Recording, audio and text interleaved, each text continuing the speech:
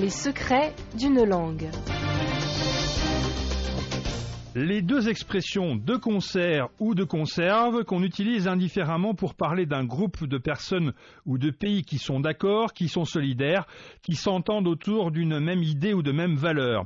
On parle d'un concert de dirigeants, du concert des nations ou des grandes puissances, et pourtant les origines de ces deux expressions sont très éloignées. Claude Duneton, dans sa puce à l'oreille, l'explique particulièrement bien.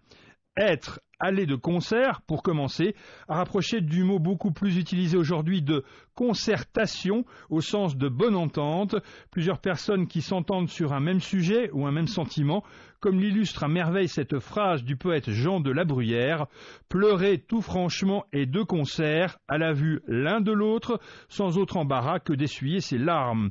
Mais rien à voir avec l'autre expression « aller de conserve » qui nous occupe aussi aujourd'hui. Le mot est plutôt à rapprocher de conservation.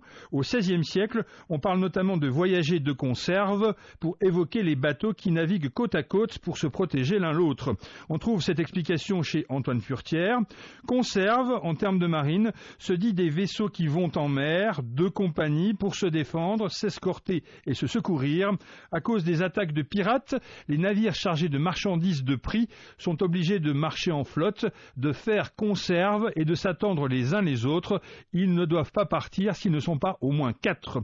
De concert, concertation, ou de conserve, conservation, deux expressions qui veulent donc aujourd'hui dire la même chose et qui sont d'ailleurs souvent utilisées pour illustrer une bien curieuse règle de la grammaire française, aller de concert ou de conserve, puisque l'un et l'autre se dit ou se disent, singulier ou pluriel. Décidément, cette expression recèle plus d'un secret.